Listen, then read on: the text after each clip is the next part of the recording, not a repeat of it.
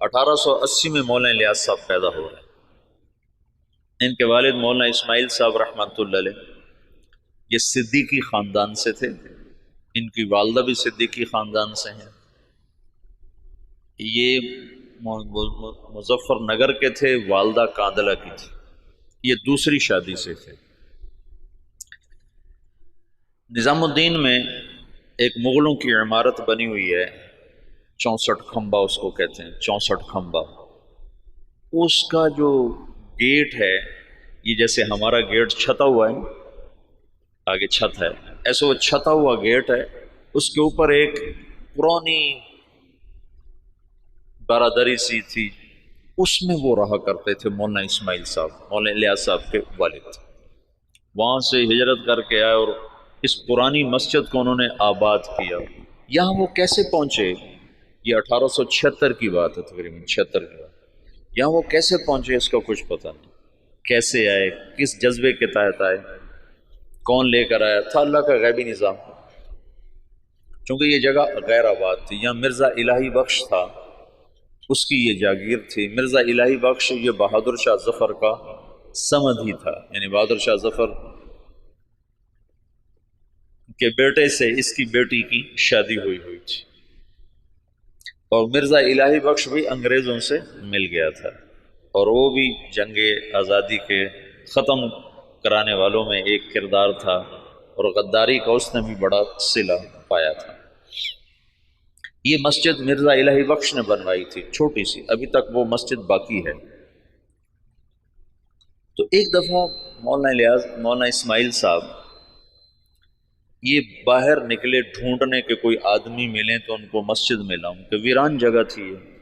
تو کچھ لوگ جا رہے تھے دلی، یہ میوات سے پہلا تعارف ہونے لگا، تو ان سے پوچھا بھائی آپ لوگ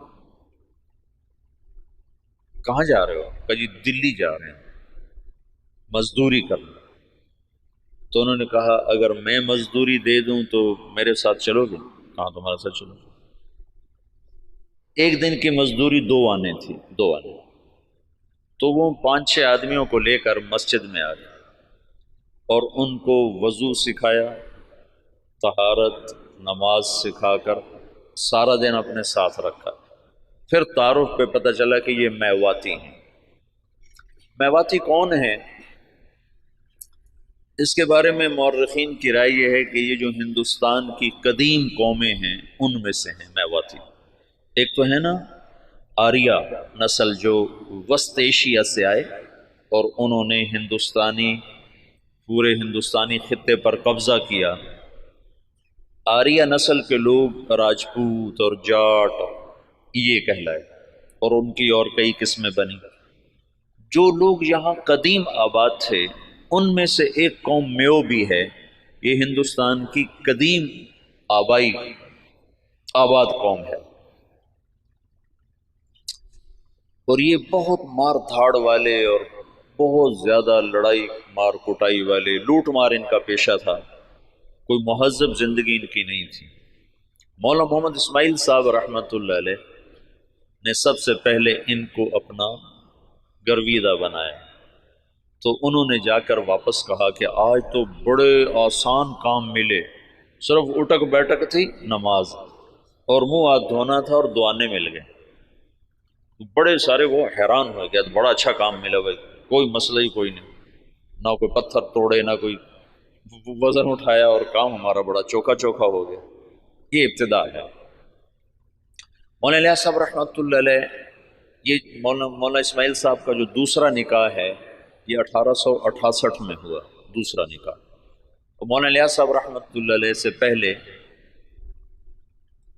مولانا یحییٰ صاحب پیدا ہوئے، اور پہلی بیوی سے مولانا محمد صاحب تھے، اور 1880 کے آس پاس میں مولانا الیاس صاحب پیدا ہوئے، اور 1898 میں مولانا اسماعیل صاحب کا انتقال ہو گیا، تو ان کی جگہ ان کے بڑے بیٹے مولانا محمد صاحب یہاں بیٹھے۔ 1918 میں ان کا بھی انتقال ہو گیا۔ مولانا الیاس صاحب رحمۃ اللہ علیہ کی 1912 میں شادی ہوئی، 1915 میں پہلا حج کیا اپنے شیخ مولانا خلیل احمد کے ساتھ، گنگوہ میں تعلیم حاصل کی۔ 1906 میں مولانا گنگوہی کا انتقال ہوا ہے، تو ان کے ہاں سکریہ دارالعلوم دیوبند میں آ گئے، وہاں تعلیم مکمل فرمائی۔ اور 1912 میں ان کی شادی ہوئی۔ 1915 میں پہلا حج مولانا خلیل احمد صاحب کے ساتھ تشریف لے گا۔ اس وقت یہ سہارنپور میں پڑھاتے تھے، اپنے شیخ کے ساتھ پڑھاتے تھے۔ مولانا خلیل احمد صاحب رحمۃ اللہ علیہ وہیں رہ گئے، ہجرت کر کے گئے تھے، وہ واپس نہیں آئے۔ باقی حضرات واپس آؤ نہیں، اس وقت نہیں، ساتھ ہی واپس آئے، بعد میں گئے۔ تو 1918 میں مولانا محمد صاحب کا انتقال ہوا، تو مولانا الیاس صاحب رحمۃ اللہ علیہ وہاں تشریف لائے، جنازے میں شرکت فرمائی۔ تو مقامی لوگوں نے، میواتیوں نے کہا کہ اب یہ جگہ خالی ہے تو اس کو آپ آباد کریں۔ تو مولانا نے فرمایا کہ میں اپنے شیخ سے پوچھوں گا۔ تو پھر وہ تشریف لائے سہارنپور، اور مولانا خلیل احمد صاحب سے درخواست کی کہ اس طرح لوگ چاہتے ہیں، میں کیا کروں؟ تو انہوں نے یہ فرمایا تم 1 سال کی چھٹی لے کے چلے جاؤ، اگر تمہارا دل لگے تو وہاں رہ جانا، نہ لگے تو پھر واپس آ جانا، مدرسہ سے تمہارا رابطہ نہ ختم ہو، چھٹی لے لو۔ وہ چھٹی کی جو درخواست لکھی تھی نا، وہ پرانے سہارنپور کے مدرسہ میں ابھی بھی محفوظ پڑی ہوئی۔ 1918 میں مولانا الیاس صاحب تشریف لائے نظام الدین۔ ابھی تبلیغ نام کی کوئی شے ان کے ذہن پر کوئی نہیں۔ 1918 میں شدھی کی تحریک چل پڑی۔ شدھی کیا تھی کہ ہندوؤں نے یہ تحریک چلائی کہ مسلمانوں کو ہندو بناؤ، اور بنیاد انہوں نے یہ اٹھائی کہ مسلمان تو باہر سے آئے، ہم تم ایک قوم ہیں، اوپر جا کر ہم سب کے رشتے ایک ہیں۔ تو یہ باہر سے مسلمان کون تھے جنہوں نے آ کر ہمارا مذہب بگاڑ دیا، لہٰذا ہم سب کو ایک ہونا چاہیے۔ یہ تحریک بڑے زور زور سے چلی، تو مولانا الیاس صاحب رحمۃ اللہ علیہ اس پر بڑے پریشان ہوئے کہ اس کا میں کیا حل کروں۔ تو انہوں نے جاتے ہی میوات میں مدارس کی بہتات، چھوٹے چھوٹے مکتب، اور اس میں اپنا سب کچھ لگایا، بیوی کا زیور بھی لگا دیا، سینکڑوں چھوٹے چھوٹے مکتب میوات میں کھولے۔ ایک دفعہ میوات میں گئے ہوئے تھے مریدوں کے پاس، تو ایک نوجوان آیا، ہاتھ میں کڑا، بڑی بڑی مونچھیں، داڑھی صاف۔ کسی نے کہا یہ آپ کے مدرسے سے فارغ التحصیل حافظ قرآن ہے۔ کہنے کہ حافظ، اس کا یہ حلیہ کیوں ہے؟ کہ یہ ماحول کی وجہ سے۔ تو یہ پہلی چوٹ لگی اور دل میں خیال آیا، جب تک تمام طبقات میں دین نہیں آتا تو چند طبقوں میں دین کا لانا یا چند طبقات میں دین کا آنا یہ نہ کافی ہے، نہ یہ ذریعہ نجات ہے، پوری امت کا مسئلہ ہے۔ تو مدرسوں سے ایک دم دل بجھ گیا، دل ہٹ گیا، بند نہیں کیے لیکن طبیعت بند ہو گئی، دل ہٹ گیا۔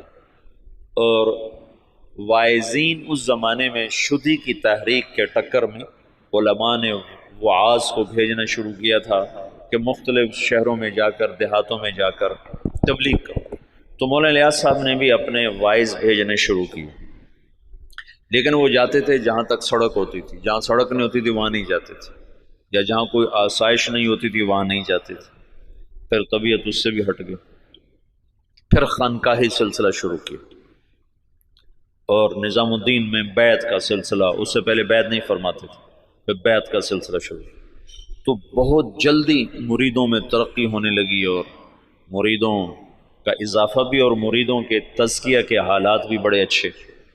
لیکن کچھ عرصے کے بعد خیال آیا کہ کتنے لوگ میرے مرید ہو جائیں گے، 1,00,000 2 لاکھ، تو عامت الناس کا کیا کروں؟ ابھی اللہ تعالیٰ فطرت خود ہی کرتی ہے لالے کے حنا بندی، پھول کو سرخی کوئی نہیں پہناتا، اللہ ہی اسے سرخ کرتا ہے۔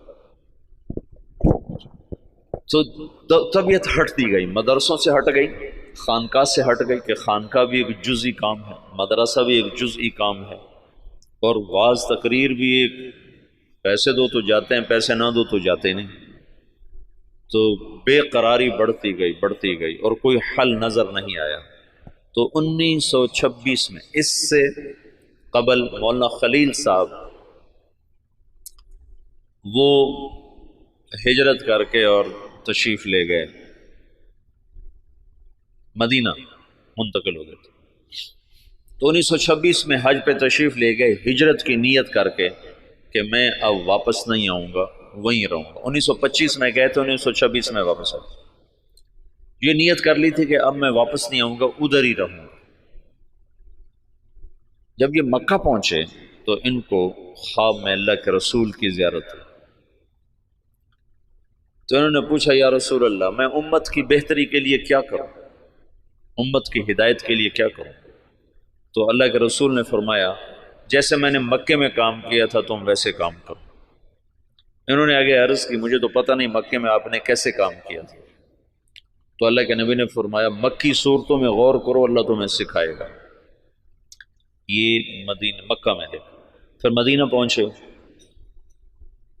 تو وہاں پھر اللہ کے رسول کی ضرورت، تو آپ نے ارشاد فرمایا، اللہ تم سے کام لے گا، تم واپس جاؤ، واپس، اور میرے پاس آؤ۔ تو انہوں نے مولانا خلیل احمد صاحب سے یہ خواب ذکر کیا، وہ وہیں منتقل ہو گئے تھے۔ انہوں نے حضرت مدنی رحمت اللہ علیہ، وہ مدنی کیوں کہتے ہیں، حسین احمد مدنی، یہ اپنے والد، ان کے والد اپنے پورے خاندان سمیت مدینہ ہجرت کر گئے تھے۔ پھر ان کا سارا خاندان مدینے میں آباد رہا، یہ بھی مدینہ میں رہے۔ پھر ہندوستان کے حالات کو دیکھ کر دوبارہ واپس آ گئے تھے، اور یہ کہا تھا کہ میں مسلمانوں کو تنہا نہیں چھوڑ سکتا، میں مدینے میں رہوں اور مسلمان مشقت میں ہوں۔ تو مدینے کا قیام قربان کیا تھا اور واپس تشریف لے آئے ہندوستان۔ یہاں اللہ نے ان سے بہت بڑا کام لیا، تو اس لیے ان کو مدنی کہتے ہیں۔ تو ان کے بھائی تھے سید احمد، وہ وہاں پہلے انہوں نے اتنا فقر دیکھا کہ حضرت مدنی فرماتے ہیں، میرے والد سبزی منڈی جاتے تھے شام کو، تو جو سبزی وہاں گلی ہوئی سڑی ہوئی لوگ پھینک کے چلے جاتے تھے نا، وہ اٹھا کے لاتے تھے، پھر اس کو صاف کر کے خالی ابال کے ہم کھاتے تھے کہ اس میں نمک مرچ ڈالنے کا بھی سکت نہیں تھی۔ اس طرح شروع کے دن تھے۔ لیکن سید احمد کو اللہ نے صلاحیتیں دیں، انہوں نے شاہ عبدالعزیز سے پتہ نہیں کیسے تعلق بنایا، وہ الگ داستان ہے۔ ان کے بیٹے سید حبیب نے اس سے بھی آگے، اب ان کی نسل وہاں اربوں پتی، بڑے بڑے ان کے محل ہیں۔ یہ تمہارے حسنین کو 4 گنا کریں تو تب ان کا محل بنتا ہے، اس سے بھی 4 گنا بڑی 4 دیواری ہے جس میں وہ رہ رہے ہیں۔ احد کے قریب ان کے محلات ہیں۔ تو انہوں نے سید احمد سے ذکر کیا، تو انہوں نے جو مسجد نبوی کے اس وقت منتظم تھے، ناظم اعلیٰ، ان سے ذکر کیا۔ تو انہوں نے عشاء کے بعد جب مسجد بند کر دی تو مولانا الیاس صاحب کو بلا کر جالی کا دروازہ کھول کے اندر بھیج دی۔ تو اندر جالی اور روزے کے درمیان کوئی چاروں طرف دیوار ہے، دروازہ کوئی نہیں۔ نور الدین زنگی نے اس کو چاروں طرف سے بند کروایا تھا، اور نیچے سیسا پگھلا کے ڈالا تھا۔ جب وہ کچھ لوگ آ کر لاش نکالنے کا منصوبہ لے کر آئے تھے، 3 راتیں وہاں سوئے۔ 3 راتوں میں سارے کام کی یہ تو خود تو عقل سے تو آ نہیں سکتا، سارے کام کو سکھایا گیا، بتایا گیا، اور پھر یہ کہا گیا ہندوستان جاؤ اور جا کر عوام الناس میں کام کرو، علماء میں نہیں، ورنہ وہ مخالفت کریں گے۔ تو پھر یہ وہاں سے واپس تشریف لائے، 1926 میں پہنچے ہیں، اور پہلے علماء کو جمع کیا اور ان کے سامنے یہ بات رکھی کہ میں یوں کام کرنا چاہتا ہوں۔ تو کسی ایک نے بھی موافقت نہیں کی سوائے مولانا مدنی صاحب اور مفتی کفایت اللہ صاحب رحمۃ اللہ علیہ۔ ان 2 حضرات نے بات کو لیا اور سمجھا اور کہا کہ ہاں یہ تو دعوت والا کام ہے، لیکن یہ کرے گا کون؟ کہا یہ تو اللہ کرے گا، میرے ذمہ جہد ہے۔ پھر وہ بندہ فنا فی تبلیغ ہو گیا ہے اور دیوانگی چھا گئی، دیوانگی۔ ایک دفعہ بیان کر رہے تھے،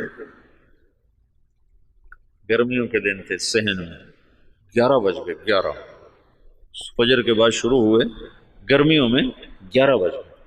تو ایک مواتی کھڑا کر کے لگا، بھائی نام دے دو ورنہ یہ مر جائے گا، بیچارہ مر جائے گا، نام دے دو، نام دے دو۔ ایسی دیوانگی چھا گئی تھی اور کوئی شکل نہیں، کوئی جانتا نہیں، اور آگے سامنے میواتی ہیں جن کو دین کی خبر ہی کوئی نہیں، کلمہ نماز کا نہیں پتا، تو دعوت کیسے دیں گے؟ 10 برس کی محنت کے بعد ایک جماعت چلے کی تیار ہے، 10 سال کے بعد۔ تو ان کو ہدایات دی، پھر ان کو روانہ کرتے کرتے 5 میل ان کے ساتھ پیدل چلتے گئے، پیدل چلتے گئے۔ مولانا سعید خان صاحب سے یہ بات میں نے بہت دفعہ سنا، جب ان کو رخصت کرنے لگے تو کہنے لگے کہاں جا رہے ہو؟ ان کا جی دلی جا رہے ہیں۔ کہنے لگے نہیں، لندن پہ چوٹ پڑ گئی، امریکہ پہ چوٹ پڑ گئی، ساری دنیا میں ہدایت کا فیصلہ ہو گیا۔ ایک دفعہ عبدالعال صاحب تشریف فرما تھے، کہنے لگے ہم 5-6 آدمی بیٹھے ہوتے تھے مولانا الیاس صاحب کے آگے، 6-7 اور وہ ہم سے کہتے کہ بھائی ساری دنیا میں جماعتیں بھیجنی ہیں، مشورہ دو کیا کیا جائے۔ تو ہمیں خیال آتا کہ مولانا صاحب بیچارے کتنے پاگل دیوانے ہیں، اور شیخ چلی کی باتیں کرتے ہیں کہ ہم 6-7 آدمی بیٹھے ہیں اور ہمیں کہہ رہے ہیں کہ ساری دنیا میں جماعتیں بھیجنی، مجھے مشورہ دو ہمیں کیا کرنا چاہیے۔ یعنی اللہ تعالیٰ نے اپنی قدرت سے ظاہر کر کے دکھا دیا کہ کیسے سارے عالم میں ہم خود پھر رہے ہیں، تو ساری دنیا سے جماعتیں ہمارے پاس آ رہی ہیں، ہم سے ساری دنیا میں لوگ جا رہے ہیں۔ تو 1926 سے لے کر 1944 نوح میوات میں پہلی بستی ہے جہاں پہلا اجتماع ہوا۔ اس وقت اجتماع نہیں کہتے تھے، جلسہ کہتے تھے، جلسہ، پہلا جلسہ ہوا۔ اور سگا بیٹا محمد یوسف اکلوتا سخت مخالف، وہ کہیں یہ کیا پاگلوں کا کام شروع کر دیا۔ ان کا ذہن ذوق سارا تعلیمی تصنیفی، 21 سال کی عمر میں طحاوی کی شرح لکھی، جو حدیث کی مشکل ترین کتاب ہے طحاوی، اس کی شرح 21 برس کی عمر میں لکھی۔ اور حیات الصحابہ جیسی کتاب تو ساری دنیا کے علماء تسلیم کر گئے کہ سیرت میں یہ وہ شخص بدیع تھا، بدیع سیرت میں، کہ سیرت کے عنوان پر آج تک کسی نے ایسی کتاب نہیں لکھی۔ سیرت کا عنوان ہوتا تھا زید بن ثابت، نیچے اس کی سیرت اور حالات، عمر بن خطاب، نیچے ان کی سیرت، حالات، واقعات اور ان کے فضائل اور مناقب۔ یہی 14 صدی میں تمام مصنفین کا طرز رہا ہے۔ یہ پہلا شخص ہے جس نے اسلوب جدید دیا، بدیع اسلوب، آج تک کوئی یہ اسلوب لے نہ سکا۔ حیات الصحابہ ہے سیرت، لیکن حیات الصحابہ، کیف کانت صلاتہم، کیف کان علمہم، کیف کان جہادہم، اس کے نیچے کئی صحابہ کے واقعات۔ یہ ایک کو عنوان بنا کے نہیں، عنوان صفت کا اور نیچے واقعات مختلف شخصیات کے۔ یہ پہلی دفعہ ہوا تصنیف و تالیف کی تاریخ میں۔ اس کتاب نے اتنی قبولیت حاصل کی کہ دنیا کے ہر بڑے مکتبے میں حیات الصحابہ پڑھی ہوتی۔ تو ان کا تو ذہن تھا سارا تعلیمی اور تصنیفی، وہ کہیں یہ میرے ابا کو ہو کیا گیا، ان کو اللہ کی طرف سے الہام ہو چکا تھا۔ تو باپ بیٹے میں ٹکراؤ ہے، مولانا انعام صاحب رحمۃ اللہ علیہ، مولانا احتشام صاحب رحمۃ اللہ علیہ، یہ حضرت مولانا الیاس صاحب کے ساتھ مولانا الیاس صاحب رحمۃ اللہ، اب مولانا سعید احمد خان صاحب، یہ ساتھی ہم نوا، اور بیٹا محمد یوسف سخت مخالف۔ میاں جی بدر الدین رحمۃ اللہ علیہ تھے، میں ان سے ملا تھا نظام الدین میں، 82-83 میں گیا تھا۔ مجھ سے کہنے لگے کہ ہمیں مولانا الیاس صاحب بھیجتے کہ جاؤ یوسف کو کارگزاری سناؤ۔ شاید اس کا کوئی دل نرم پڑے۔ تو جب ہم جاتے تو اپنے لکھنے پڑھنے میں لگے ہوتے تھے، تو ہمیں دیکھتے ہی کہتے مجھے پتہ چل گیا تمہیں بوڑھے نے بھیجا ہے کہ جاؤ اس کو کارگزاریاں سناؤ، بھاگ جاؤ، میرے پاس کوئی وقت نہیں تمہاری فضولیات سننے کے لیے۔ کہ ہمیں بھگا دیتا تھا مولوی حسن، کہتا تھا مجھے پتہ ہے تمہیں بڈھے نے بھیجا ہے کہ جاؤ اسے کہانیاں سناؤ، میں نہیں آتا تمہاری کہانیوں میں۔ بیٹا ایسے مخالف تھا۔ اور علماء عوام خواص بھول چکے تھے کہ دعوت فرض منصبی ہے۔ وَكَذَلِكَ جَعَلْنَاكُمْ أُمَّةً وَسَطًا لِتَكُونُوا شُهَدَاءَ عَلَى النَّاسِ۔ یہ تو شہداء اللہ الناس کا فریضہ پوری امت کے ذمے ہے، اور سارا عالم ہمارے ذمے ہے۔ میاں جی بدر الدین، یہی بدر الدین بتاتے ہیں، میں بیان کر رہا تھا تو سامنے کچھ لوگ بیٹھے تھے 10 12 15، تو پیچھے سے مولانا الیاس صاحب آ گئے، کہنے لگے بدر الدین اب کن میں بیان کر رہے ہو، کن کو سنا رہے ہو، کن کو سنا رہے ہو؟ کہا جی ان کو سنا رہا ہوں، اور جو سامنے بیٹھے ان کو سنا رہا ہوں۔ اے تیرا بھلا ہو جائے، اونٹ کی نیت کر، اونٹ، اونٹ میواتی زبان میں آخری کنارے کو کہتے ہیں، آخری کنارہ، کہ دنیا کے آخری کنارے کی نیت کر کہ میں یہ بات دنیا کے آخری انسان تک کو سنا رہا ہوں، ایسے وہ نیت کرواتے تھے۔ اپنی زندگی میں 2 کمرے بنائے تھے مسجد میں داخل ہو کر، جنوب کی طرف اوپر ان میں کھڑکیاں، کھلی کھلی دروازے، اور یہ فرمایا کہ یہاں غیر ملکی مہمان جب آئیں گے تو ان کو تم نے یہاں ٹھہرانا ہے۔ تو وہ بیچارے ان کے مرید حیران ہوتے کہ ادھر مقامی کوئی نہیں آتا تو غیر ملکی کہاں سے آئیں گے؟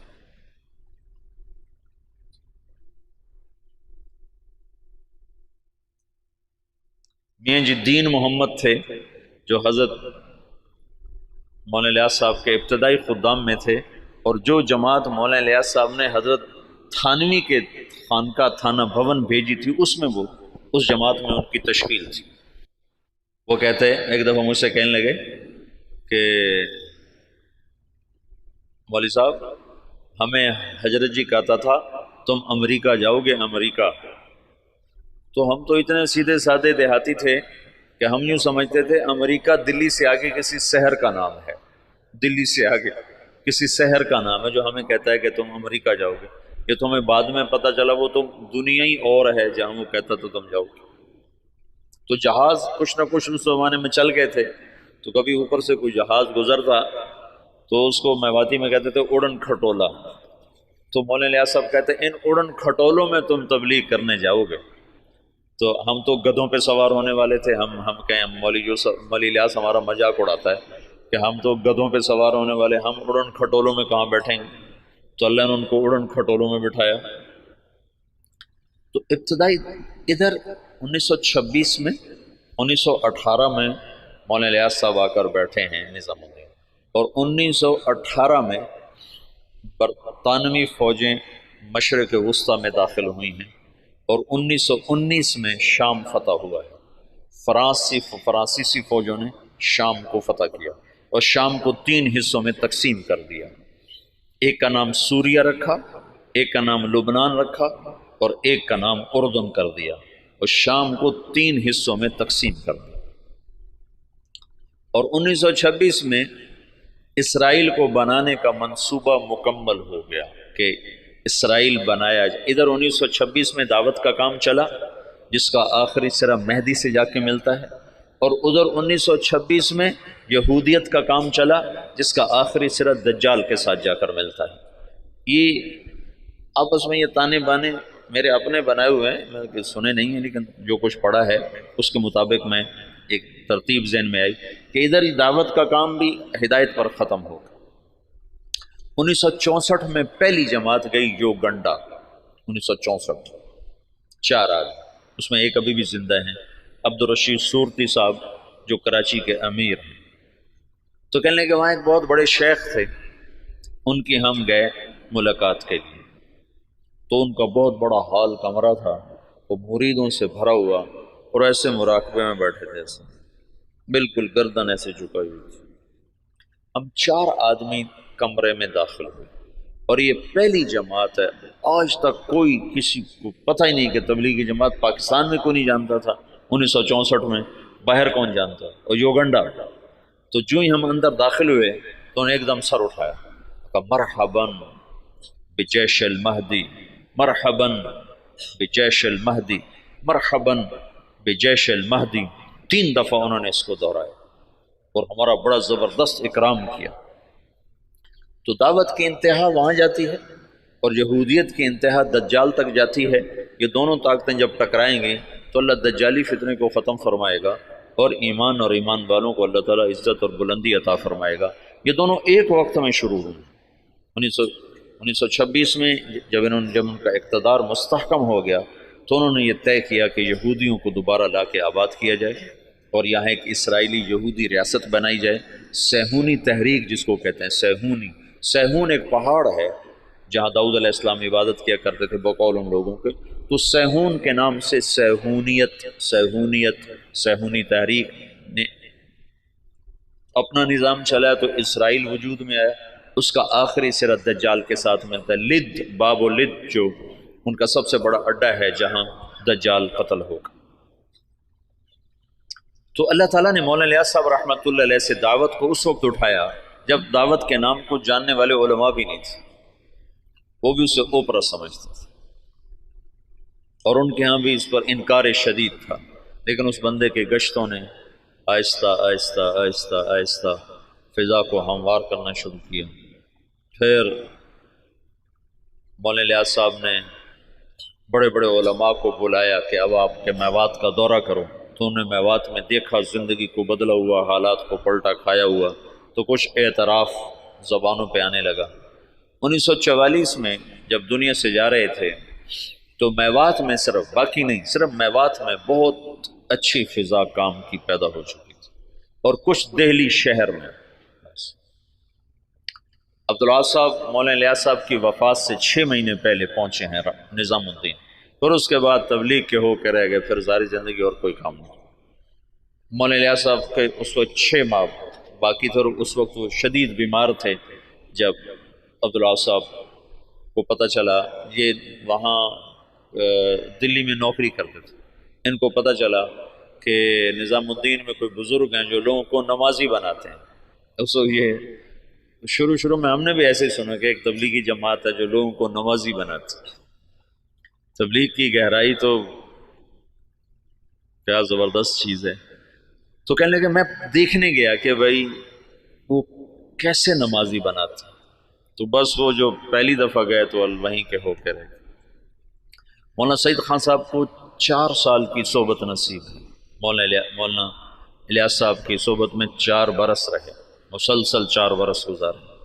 مولانا عبید اللہ صاحب رحمۃ اللہ علیہ وہ تو بہت پہلے فوت ہو گئے تھے، 1989 میں فوت ہو گئے تھے، تو ان کو بھی کافی لمبا عرصہ مولانا الیاس صاحب کی صحبت نصیب رہی۔ بیٹے مخالف تھے، تو 1944 میں جب مولانا الیاس صاحب کا انتقال ہونے لگا ہے تو انہوں نے مولوی یوسف صاحب کو بلا کر کہا بیٹا آجا مل لے میں جا رہا۔ وہ جو سینے سے لگایا اس میں نسبت اللہ نے منتقل فرما دی، اور مولانا یوسف صاحب نے فرمایا اپنے باپ کے مرنے سے 1 دن پہلے مجھے تبلیغ پہ 100 اعتراض تھے، 100 اعتراض۔ باپ کے مرنے کے بعد اللہ نے تبلیغ کا کام کھولا۔ مولانا الیاس صاحب تبلیغ کے کام کو اجمالی طور پر چھوڑ گئے تھے، مولانا یوسف صاحب نے اس کو کھولنا شروع کیا۔ دن میں 18 گھنٹے بولنے والا آدمی تھا، سوائے سونا اور نماز اور لکھنا، ان 3 اوقات کے علاوہ وہ شخص کی زبان بند نہیں ہوئی، مسلسل جیسے اللہ بلوا رہا تھا۔ بھرپور جوانی میں چلے گئے، 48 برس کی عمر میں انتقال فرمایا۔ 27 سال کی عمر میں امیر بنے، بالکل نوجوان بلکہ بچے۔ اور مولانا سعید خان صاحب رحمۃ اللہ علیہ فرمانے لگے مولوی یوسف ہمارے ساتھ اٹھتا بیٹھتا کھیلتا تھا، لیکن جب وہ امیر بنا تو آہستہ آہستہ اس کا روب ہمارے اوپر چھاتا چلا، اور اپنی جہد اور قربانی سے ان کی ہیبت ہمارے دلوں پہ قائم ہو گئی۔ ایک دفعہ 3 گھنٹے بیان فرمائے اس حال میں کہ یہاں ایک پھوڑا تھا جس سے خون مسلسل رس رہا تھا، تو ایک آدمی پاس بیٹھا ہوا تھا، وہ یہاں رکھتا تھا کپڑا، جب وہ خون سے تر ہو جاتا تو وہ ہٹا لیتا، دوسرا رکھتا تھا، پھر وہ خون سے تر ہو جاتا، وہ ہٹا لیتا، پھر وہ تیسرا رکھتا تھا، اور وہ مسلسل بیان فرماتے ہیں۔ باپ والی کیفیت منتقل ہو گئی کہ مولانا الیاس صاحب کے یہاں پھوڑا نکل آیا، اس کو کٹ دینا تھا، کٹ دینے میں تکلیف ہونی تھی، تو مشورہ کر رہے تھے کہ اس کو کریں کیسے۔ تو مولانا الیاس صاحب کو پتہ چلا تو انہوں نے فرمایا ایسا کرو، کچھ میواتی میرے آگے بٹھا دو، پھر جو مرضی مجھ سے کر لیں۔ تو انہوں نے کچھ میواتی آگے بٹھائے، مولانا الیاس صاحب نے بیان کرنا شروع کر دیا اور ہاتھ یوں کر دیا، تو انہوں نے سارے ہاتھ کو کھرچ کھرچ کے صاف کیا، لیکن ان کا ہاتھ ایسے بھی نہیں ہوئے، وہ یوں بھی نہیں ہوئے۔ اس قدر انہماک اور فنائیت اللہ نے عطا فرما دی باپ بیٹا کو کہ اللہ نے ایک چیز کو وجود دینا تھا، ایک مدت ہوئی تھی، عوام اور خواص کے ذہن سے نکل گیا تھا، اور بس صرف اسلام کو ایک ہی شکل میں دیکھتے تھے کہ حکومت آئے گی تو اسلام آئے گا، حکومت آئے گی تو اسلام آئے گا، طاقت ہاتھ میں ہوگی تو اسلام آئے گا، ورنہ اسلام آ ہی نہیں سکتا۔ اور انقلاب کا مطلب صرف حکومت کی تبدیلی کو لے لیا تھا۔ بعض الفاظ ایسے ہیں جو اپنے اصل معنی سے نکل کر مجاز میں اتنے استعمال ہوئے ہیں کہ اصل معنی ویسے ہی ختم ہو کے رہ گیا۔ ان میں سے ایک انقلاب بھی ہے۔ انقلاب تو قلب سے ہے، قلب پر الف نون لگ کر باب انفعال بنا ہے۔ انقلاب ہے پلٹ جانا، دل کا پلٹ جانا۔ جب قلب سے ہے تو ادھر زیادہ جوڑ ہونا چاہیے، لیکن پھر کثرت استعمال ہوا انقلاب کا حکومت کے بدلنے پر، حالات کے انقلاب آ گیا، حکومت بدل گئی، انقلاب آ گیا، پیپل پارٹی آ گئی، انقلاب آ گیا، نون لیگ آ گئی، انقلاب آ گیا، قاف لیگ آ گئی۔ تو انقلاب جیسے برباد، وہ تو برباد ہو گیا۔ برباد، برباد کا کیا مطلب ہے؟ برباد کا مطلب ملے جس کا نقصان ہو جائے وہ تو برباد ہو، جس کا کوئی بہت بڑا حادثہ ہو جائے وہ تو برباد ہو گیا، جس کا کاروبار بیٹھ جائے وہ تو برباد ہو گیا۔ حالانکہ برباد یہ مرکب ہے، فارسی کا لفظ ہے، مرکب ہے۔ بر باد، بر باد، بر الگ ہے، باد الگ ہے۔ بر کہتے ہیں اوپر اور باد کہتے ہیں ہوا کو۔ تو بر باد کا مطلب ہے ہوا کے اوپر۔ یہ مطلب تمہیں معلوم تھا پہلے کبھی؟ یہ اپنے اصل مطلب میں کبھی استعمال ہی نہیں ہوا۔ بر باد، جس کی دکان بیٹھ جائے وہ ہوا میں اڑ رہا ہوتا ہے۔ یہ تو ایک تعبیر ہے کہ جیسے پتا ٹوٹتا ہے نا، پتا ٹوٹتا ہے پھر وہ ہوا کے رحم و کرم پر ہو جاتا ہے، اس کی کوئی منزل نہیں رہ جاتی نا۔ ہوا کے جھونکے جدھر لے جائیں وہ ادھر کو اس کی سمت ہو جاتی ہے۔ ایسی جو کسی نقصان میں حالات کی جکڑ میں آتا ہے تو اس کو کوئی رہ نہیں جاتا، اپنے بھی آنکھیں پھیر جاتے ہیں، خون بھی سفید ہو جاتے ہیں۔ تو وہ ایسے ہو جاتا ہے جیسے ہوا کے دوش پر کہ کوئی اس کا پرسان حال کوئی نہیں۔ تو اس لیے برباد کو وہاں سے یہاں ڈال دیا گیا۔ تو پچھلے 200 سال سے انقلاب کا لفظ بھی صرف اور صرف حکومت کی تبدیلی پر بولا جاتا ہے، حالانکہ انقلاب اصل معنی میں تو دل کا بدل جانا ہے۔ انقلب، دل بدل گیا۔ تو پچھلے 200 سال سے یہ ذہن بن گیا ہے کہ بغیر حکومت کے نہ دین آ سکتا ہے نہ حالات سدھر سکتے ہیں۔ مولانا الیاس صاحب نے اس کو رد کر کے دکھایا کہ نہیں، دین دعوت سے آتا ہے، حکومت سے نہیں آتا، اور دعوت تمام شعبوں کو زندہ کرنے کا واحد راستہ ہے۔ نبی جب آتا ہے تو سامنے کتنے شعبے ہیں جو بگڑے ہوئے ہوتے ہیں، وہ صرف دعوت کو زندہ کرتا ہے، شعبے خود زندہ ہو جاتے ہیں۔ جیسے صحت کو زندہ کر دیا جائے تو جسم کے سارے شعبے خود زندہ ہو جاتے ہیں، قوت کو بحال کر دیا جائے تو جسم کے سارے شعبے خود بخود بحال ہو جاتے ہیں۔ قوت بحال نہ ہو تو اس کو دوڑایا جائے تو بیچارہ کیسے دوڑے گا؟ کہ یہ جو امت ہے یہ اس بیمار بوڑھے گھوڑے کی طرح ہے، اس پر اسلام کہاں سے آئے؟ اس کی جوانی کو لوٹایا جائے گا تو اس پہ اسلام آئے گا۔ حکومت اسلام نہیں لا سکتی، ناممکن ہے۔ زیادہ زیادہ نماز پہ دکانیں بند کرا دے گی تو کوئی بے وضو پڑھ لے تو پھر کیا کرو؟ میرے اپنے اسکول کا واقعہ نہیں تو میں سناتا ہوں۔ جب میں سنٹرو ماڈل اسکول میں تھا تو خود میں نے بے وضو نمازیں پڑھی. طالب صاحب سردیوں کا زمانہ وضو کیڑا کرے، اللہ اکبر. طالب صاحب کی نماز، تو وہ عشاء کی نماز ہو رہی تھی اور میرے کمرے میرے برابر میں اس کا بستر تھا. جاوید نذیر اس لڑکے کا نام تھا، یہ مرید کے اچھے زمیندار گھر کا تھا. تو اس میرے پاس آ کر کھڑا ہوا اور اس نے آ کر 4 رکعت نماز عشاء کی نیت باندھی. 4 رکعت نماز عشاء واسطے طالب حسین دے. اللہ اکبر. حکومت ایسا اسلام لائے گی واسطے طالب حسین دے. جو ایسی نماز پڑھے گا وہ تو کافر ہو جائے گا، نہ پڑھے تو اس سے تو کافر نہیں ہوتا نا، لیکن اگر ایسا کرے گا تو اسلام سے نکل جائے گا. قوت کبھی، اس لیے تو کبھی نبی کو طاقت دے کے نہیں بھیجا گیا. بعد میں طاقت آئی اللہ، جو اللہ کے نبی کو حاصل ہوئی بعد میں ہوئی. پہلے تو فقیر بن کے کھڑے ہوئے کہ نہ کوئی مال کے لالچ میں کلمہ پڑھے، نہ کوئی تلوار کے خوف سے کلمہ پڑھے، صرف اللہ کے تاثر سے کلمہ دل میں اترے.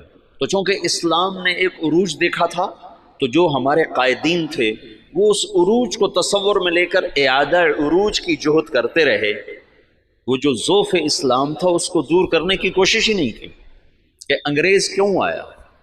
مولانا حفظ الرحمان صاحب آئے سیوہاروی، یہ میاں جی دین محمد پاس بیٹھے ہوئے، مولانا الیاس صاحب اور مولانا حفظ الرحمان آئے.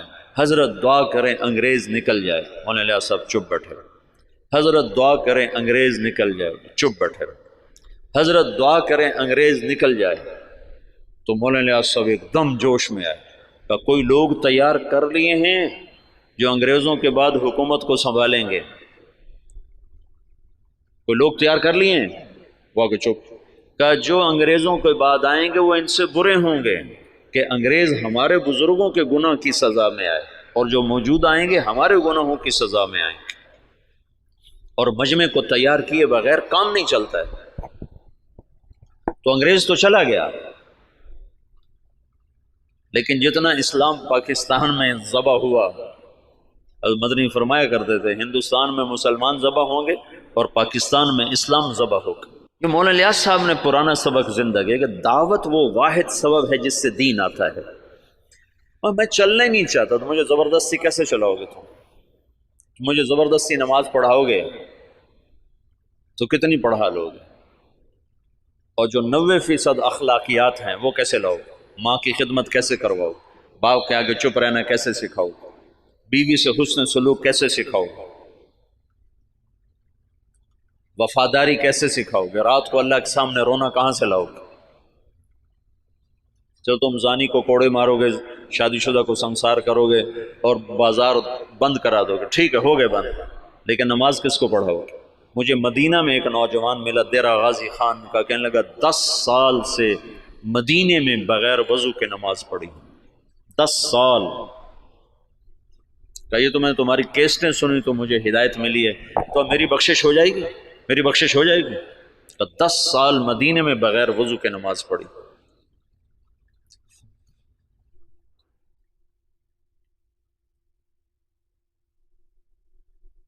چونکہ اسلام کا سیاسی پس منظر 1000 برس سے زیادہ ہے، تو جب زوال آیا تو قائدین کا ذہن ادھر گیا کہ اس زوال کو دور کیا جائے، زوال دور کیا جائے اور مسلمانوں کو دوبارہ شان و شوکت پہ لایا جائے.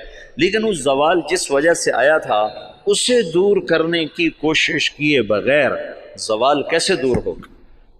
جب 95% لوگ بے نمازی ہوں زوال کیسے دور ہوگا؟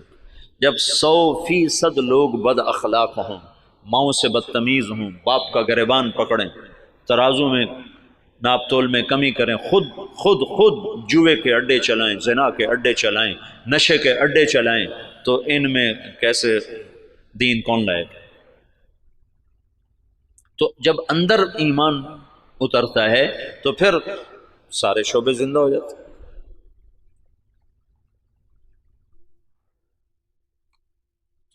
مولانا الیاس صاحب کے ذریعے سے پرانا سبق زندہ ہوا کہ دعوت وہ سبب ہے جس کے ذریعے سے اللہ نے ہر دور کے باطل کو توڑا، ہر دور کے باطل کو توڑا. تو 1926 میں یہ کام شروع ہوا. شخصیات کے جانے سے کوئی فرق نہیں پڑا ہے.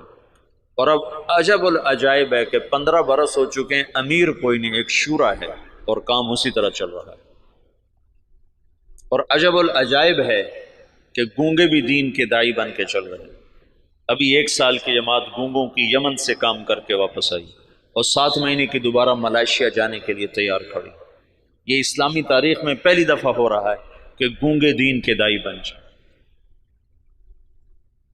اور پہلی دفعہ جب سے سورج چمک رہا ہے کانگو کے جنگلوں میں جماعت پہنچی جہاں اتنے قد کے بونے رہتے ہیں، بونے اقزام وہ 4 فٹ کا بڑا جوان ہوتا ہے، جس کا قد 4 فٹ ہو وہ سب سے نمایاں نظر آتا ہے۔ یا 4 فٹ والا تو ہم گودی میں اٹھائے پھرتے، وہ 4 فٹ والا بڑا جوان ہوتا ہے۔ عام کا 3 فٹ 3.5 فٹ پونے 4 فٹ، اور 4 فٹ والا بڑا چوڑا ہو کے چلتا ہے، اور ننگے رہتے ہیں، مرد عورت کوئی کپڑا استعمال نہیں کرتا، اور کوئی باہر کی دنیا سے ان کا تعلق کوئی نہیں ہے۔ سانپ کاٹے تو علاج ان کا جنگل میں موجود ہے، کانٹا چبھنے سے سانپ کے ڈسنے تک سارا علاج اپنے جنگل سے کرتے ہیں۔ غذا ان کی جنگل کے جانور ہیں، ہر چیز کھاتے ہیں، اور طاقتور اتنے ہیں کہ ہر آدمی 5 سے 6 7 سے 8 شادیاں کرتا ہے، کوئی کشتے نہیں کھاتے۔ کتنے لوگ بیچاروں کے گردے مر ختم ہو گئے کشتوں کے چکر میں، گردے گنوا بیٹھے، گولی اندر تے دم جلندر چلا گیا۔ ان کو اللہ نے ایسی قدرتی طاقت دی ہوئی ہے، اور جب سے وہ پیدا ہوئے انہوں نے اسلام کا نام نہیں سنا۔ آج سے 12 برس پہلے وہاں پہلی تبلیغی جماعت پہنچی، مالی سے جماعت بنی، مالی وہ گئے کانگو، کانگو سے گئے جنگل، اور جنگل کے ترجمان ساتھ لیے، انہوں نے وہاں دعوت کا کام چلایا، تو 270 آدمی پہلی دفعہ مسلمان، اور ان کو لباس وہ بیچارے لباس پہن کے اوکھے ہو گئے، ایک ہی کیتا جو سڑے نال ہے، اوکھے ہو گئے۔ تو ان میں ایک ان کا سردار وہ حج کرنے کے لیے آج سے کوئی 8-9 سال پہلے حج کے لیے، تو کچھ علماء تھے جو تبلیغ کے بڑے مخالف تھے، تو ایک ہمارے دوست ہیں حسن کیمرونی، یہ حسن کیمرون کے کیمرون سے جماعت گئی، مالی نہیں، کیمرون سے جماعت گئی تھی۔ تو حسن کیمرونی ہے، وہ مدینہ میں پڑھے ہیں، پھر ریاض سے PhD کی ہے، بڑا فاضل آدمی ہے، وہیں رہتا ہے۔ تو اس نے مجھے یہ سارے حالات سنائے، وہ خود بھی اس میں شریک تھا، تو وہ اس بونے کو لے کر گئے ان علماء سے، تو ان کا تبلیغ والے یہ کرتے ہیں، تبلیغ والے یہ کرتے ہیں، یہ کرتے ہیں، یہ کرتے ہیں۔ ان کا یہ سب کچھ جو کرتے ہیں بالکل صحیح ہے، ان پر یہ سارے اعتراض ٹھیک ہیں، پر اس بونے کی کارگزاری سن لو کہ تبلیغ والے یہ بھی کرتے ہیں۔ جب انہوں نے سنے حالات تو وہ سارے رونے لگے اور کہنے لگے تبلیغ حق ہے، ہم نفس پرستی کا شکار، اور اب ان کی تعداد تقریباً کوئی 5000 کے قریب ہو چکی ہے، وہ 270 سے اب 5000 تک پہنچ چکے ہیں۔ جب یہ واحد تحریک ہے، پہلے خیر القرون کو چھوڑنے کے بعد، خیر القرون کا کوئی ٹکر نہیں، خیر القرون کے بعد یہ پہلی دفعہ دنیا میں ایسا ہوا ہے کہ کسی تحریک نے 6 بر اعظم کے مسلمانوں کو متاثر کیا۔ اس سے بڑی تحریک آج تک نہیں اٹھی، نہ اتنی شخصیتیں بہت بھاری بھاری اٹھ ہیں، ان کے سامنے مولانا الیاس صاحب کی شخصیت کوئی بڑی نہیں ہے، لیکن جو کام مولانا الیاس سے اللہ نے لیا ہے، یہ خیر القرون کے بعد کوئی ایسا کام نہیں کر سکتا جس میں اتنی وسعت ہو کہ وہ فیجی مشرق میں آخری کنارہ اور ہوائی مغرب میں آخری کنارہ، اور دونوں طرف سے لوگ سمٹ کے رائے میں پہنچ کے دین سیکھ رہے ہیں، یہ پہلی دفعہ دنیا میں ہے۔ ایک تو گونگے ہیں نا، چلو گونگا تو صبر کرتا، اسے آتا کچھ نہیں۔ مجھے کتنے لوگ ملے افریقہ سے آئے 4 مہینے لگا رہے ہیں، اور ایک وہاں سے آیا ارجنٹائن سے 4 مہینے لگا رہا تھا، وہ اسپینش جانتا تھا اور ہمارے پاس کوئی ترجمان نہیں تھا اسپینش زبان کا، پورے 4 مہینے بغیر ترجمان کے گزار کے چلا گیا۔ تم 4 دن گزار کے دکھا دو مولوی صاحبان، 5ویں دن تم نظر نہیں آؤ گے۔ 4 مہینے ایک لفظ نہیں سمجھا۔ میں نے ایک سے پوچھا، میں نے کہا تمہیں کیا فائدہ ہوتا ہے، تم سمجھ تو کچھ آتا نہیں، تو اس نے کہا ادھر اثر ہوتا ہے، ادھر اثر ہوتا ہے۔ تو میں یہ چاہتا ہوں تم تبلیغ میں بصیرت کے ساتھ چلو، میں یہ چاہتا ہوں تبلیغ کی عظمت تمہارے دل میں ہو۔ تھوڑی سی زندگی ہے، پتہ نہیں کب شام ہو جائے۔ میں تو موت کا ایک جھٹکا کھا چکا ہوں، دیکھ چکا ہوں کہ کتنی ناپائیدار زندگی ہے اور کتنی بے ثبات یہ دنیا ہے اور کتنا دھوکے کا یہ جہان ہے، کہ پتہ بھی نہیں چلتا اور وہ کیا۔ تو تھوڑی زندگی میں وہ کام کرو جس کا نفع تمہیں زیادہ ملے، جس کی واپسی تمہیں زیادہ ملے۔ تو تبلیغ کے سوا اس وقت کوئی میدان عمل میں ایسا عمل نہیں جس میں لگنے سے تم سارے عالم پر اثر انداز ہو جاؤ، ساری دنیا کے انسانوں تک تمہاری محنت کا اثر پہنچا۔ جبوتی جیسے غریب ملک میں آگے بھی اس سے بھی غریب علاقہ تھا تجرو، جہاں کشتی ڈوبی تھی، اس جنگل میں اجتماع ہوا، 3-4 ہزار کا مجمع جنگل میں جمع تھا۔ یا کتنے بڑے بڑے اشتہار لگتے ہیں، 300-400 سے زیادہ آدمی اکٹھا نہیں ہوتے۔ وہ جنگل، وہ ایک نکر اور ایک بنیان، یہ ان کا لباس تھا۔ 24 گھنٹے میں ایک وقت کھانا کھاتے۔ یہ جماعتیں جب جاتی ہیں نا تو ان کو دیکھ کے بڑے حیران، اچھا تم سارا دن کھاتے ہو، دن میں 3 دفعہ کھاتے ہو، 3 دفعہ کھاتے ہو۔ ان کو حیران ہو کر کہتے ہیں اتنا کھاتے ہو تم، بیمار نہیں ہوتے؟ بیمار تو ہوئے پڑے۔ غربت انتہا درجہ۔ میں ایسے ساحل سمندر پر تھا، میں ایسے گیا دیکھنے تو سب کے وہ عصر کے بعد چائے پی رہے ہیں، چائے تو دیکھا وہ کالا کعوہ پانی والا بغیر دودھ کے، ٹوٹی ہوئی پیالیاں، ٹوٹی ہوئی پرچیں، یہ ان کی بڑی عیاشی تھی کہ وہ سمندر کے کنارے چائے پی رہے تھے۔ نکر بنیان یہ ان کا لباس۔ وہاں تبلیغ پہنچ گئی، کوئی جانتا نہیں محمد الیاس کون ہے، کوئی جانتا ہی نہیں محمد یوسف کون ہے، انعام الحسن کون ہے، عبد الوہاب کون ہے، محمد سعد کون ہے، لیکن تبلیغ وہ ایسے کر رہے ہیں کہ جیسے رائمنڈ میں ہو رہی، جیسے پاکستان میں ہو رہے۔ خود جبوتی والے ان کی زبان نہیں سمجھتے، وہ اور زبان، پہاڑ کی کوئی جنگلی زبان بولتے۔ تبلیغ کے معجزات اب نظر آتے ہیں، نظر تبلیغ کی کرامت وہ نہیں جو چھپی ہوئی، شام کا ٹکڑا ملا جو بڑے سلیقے والے، بڑے طریقے والے، بڑے وفادار